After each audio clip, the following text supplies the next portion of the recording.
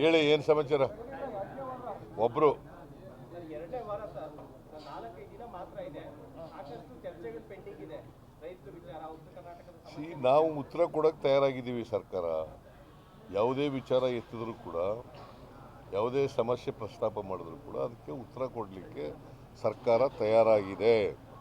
ನಾವು ಯಾವುದೂ ಕೂಡ ವಿಳಂಬ ಮಾಡೋದಾಗಲಿ ಅಥವಾ ಕಾಲಹರಣ ಮಾಡೋದಾಗಲಿ ಮಾಡಲ್ಲ. ಇವತ್ತಿನವರೆಗೆ ಬರಗಾಲದ ಚರ್ಚೆ ಆಯಿತು, ಇವತ್ತು ಉತ್ತರ ಕೊಡ್ತಾ ಇದ್ದೀವಿ. ನಾಳೆಯಿಂದ ಉತ್ತರ ಕರ್ನಾಟಕದ ಸಮಸ್ಯೆಗಳ ಬಗ್ಗೆ ಚರ್ಚೆ ಮಾಡಲಿಕ್ಕೆ ಈಗಾಗಲೇ ಸಬ್ಜೆಕ್ಟ್ ಅದು ಇಂಟ್ರೊಡ್ಯೂಸ್ ಆಗಿದೆ. ಅದ್ರ ಬಗ್ಗೆ ಚರ್ಚೆ ಮಾಡಿದ್ರೆ ಉತ್ತರ ಕೊಡ್ತೀವಿ ನಾವು.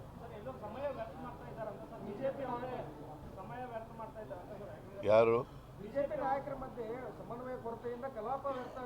ಅವ್ರಿಗೆ ಯಾವತ್ತೂ ಬಿಜೆಪಿಯವ್ರಿಗೆ ಸಮನ್ವಯ ಇಲ್ಲವೇ ಇಲ್ಲ.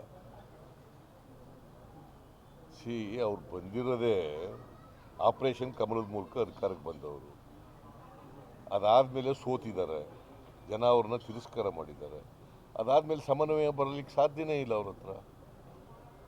ಅಲ್ಲಿ 2 ಗುಂಪು 3 ಗುಂಪುಗಳಿದ್ದಾವೆ.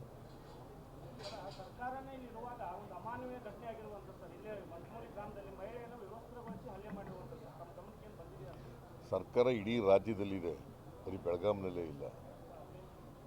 ಸರ್ಕಾರ ಅಂತಂದರೆ ಇಡೀ ರಾಜ್ಯಕ್ಕೆ, ಬರೀ ಬೆಳಗಾಂಗಲ್ಲ. ಗೊತ್ತಾಯ್ತಾ? ಅದು ಏನೇ ಅಫೆನ್ಸ್ ಆಗಿದ್ರು ಕೂಡ ಅಫೆನ್ಸ್ ಯಾರು ಮಾಡಿರ್ತಾರೆ ಅವ್ರ ಮೇಲೆ ಕಠಿಣವಾದಂಥ ಕ್ರಮ ತಗೋತೀವಿ.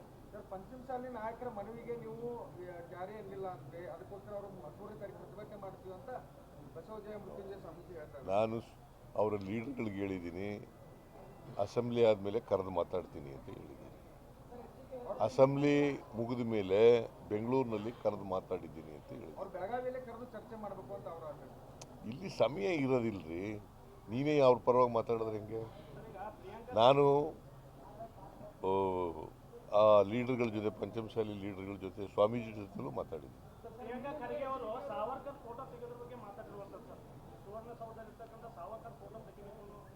ಅದು ಸ್ಪೀಕರ್ಗೆ ಸಂಬಂಧಪಟ್ಟದ್ದು. ಸ್ಪೀಕರ್ ಸಂಬಂಧಪಟ್ಟದ್ದು.